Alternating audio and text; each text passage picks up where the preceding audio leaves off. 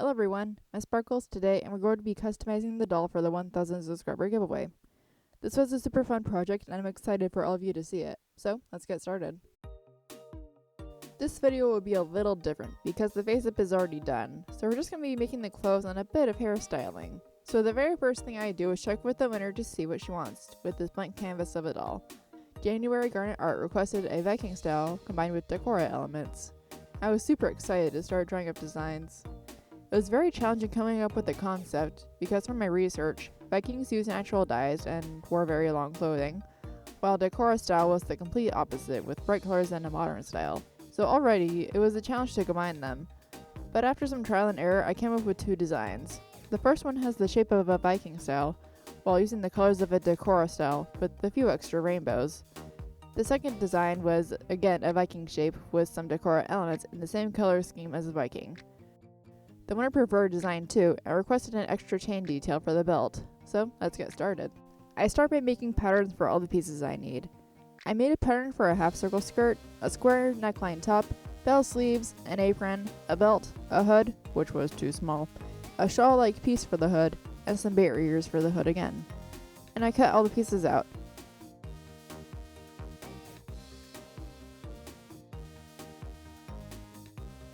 And while I'm here, I freight check all the edges, even though I'm going to be hemming them anyway, but it's better to be safe than sorry. I start with the top and sew the shoulders of the front and back right sides together.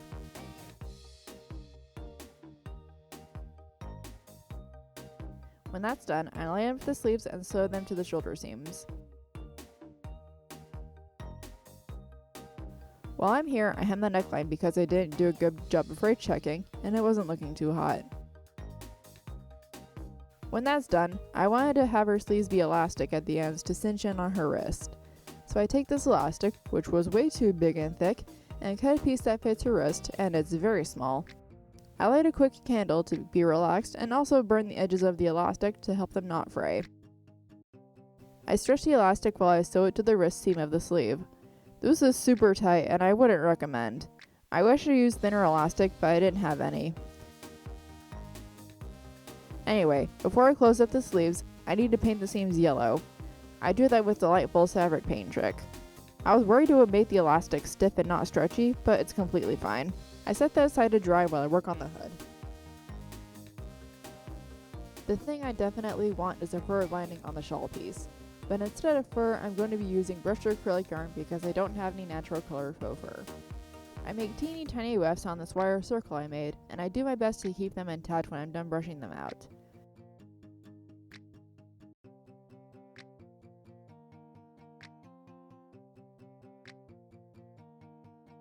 I cut a piece of tan and a piece of red for the lining. I lay down the red, right side up, lay the tiny wefts facing inwards, and lay the tan piece right side down. I pin everything down the best that I can, and I take it to my sewing machine. I sew around the perimeter and up the sides.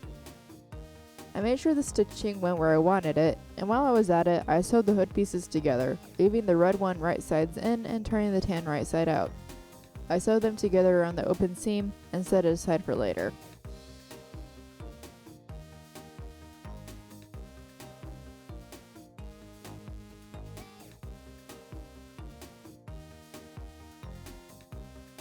Okay, the original intent of the hood was to be able to hide her hair and the ears like space buns, but that was not working out, so I decided it's time for hairstyling. I take out her hair bands, holding her hair in place,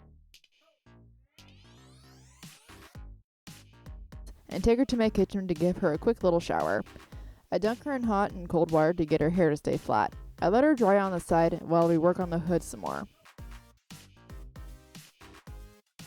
I wanted to try the fabric paint trick again because it worked so well on the top. So I go around the perimeter with red fabric paint. While I'm at it, I make ears for the hood and give them a circle of red as well. I set those pieces aside to dry and come back to her dress. The fabric paint is dry, so I sew up the side seams and arm seams right sides together.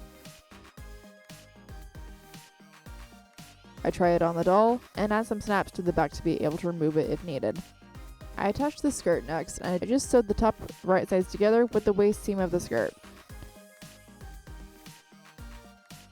I set that aside and work on the apron piece. I make a rectangle piece because I intend to gather the top of the apron, but apparently I wasn't looking at my reference and made the trim around her apron using yellow fabric paint instead of it being white. We'll get back to this later.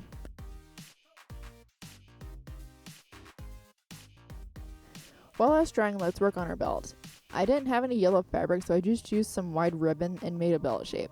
I tried it on her and sew a snap to the belt and make it removable. While I'm here, let's add the chain detail as the winner requested.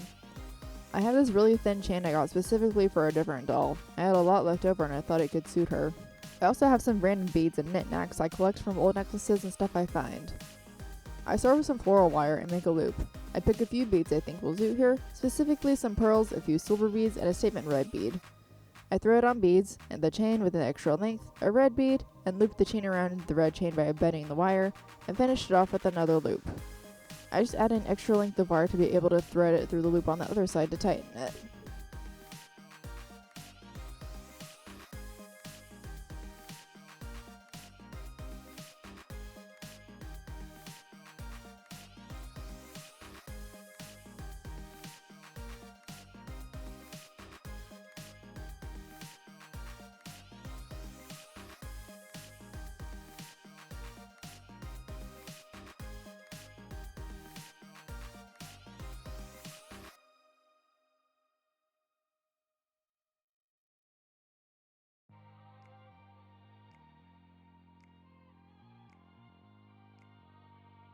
It's time for the shoes. I paint an extra pair of kuukuu harajuku shoes I got from my fairy key doll. I paint them brown and added a black sole, keeping it simple. I brushed Liquitex matte varnish to protect them from chipping. I had slept on it a little bit and I decided I hated her apron. It was too short, it wasn't draping right, and the fabric paint didn't look good. So I made a new one which was longer. I layered lace in between 2 layers of red instead of just having one piece, and I think it looks so much better. I tried gathering it again, but in the end I decided to pleat it. I had a small waistband folded over to make a loop where I can insert ribbon to be able to tie it around her waist. For her hood, I sewed everything together and added to the ears. I cut a slit in the hood where the ears will go. I fold over the hood on top of her earpiece and sew along the inside. It was at this point where I was getting way too frustrated dealing with her hood. It wasn't big enough to hold in all of her hair, and I was getting angry with it since I've never been good at making hoods. So I made a new pattern that was much bigger, and I tried it on her again. It's better, but it's a little too big. So I cut down the parts I don't need and sew the seams back in place.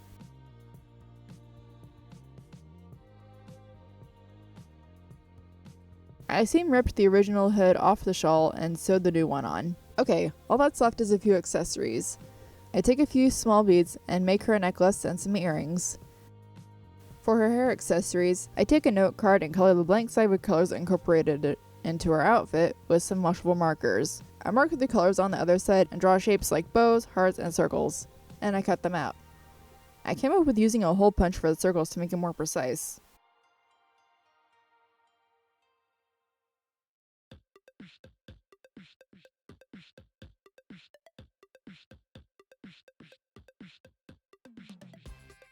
Once I cut them out, I take some super glue and glue them directly to her hair.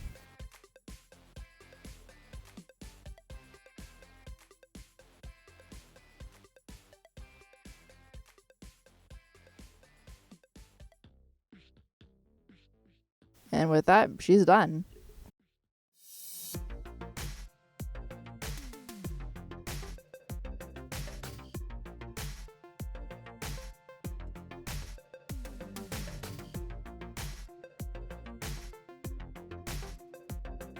I love how she turned out, and I hope the winner likes her too.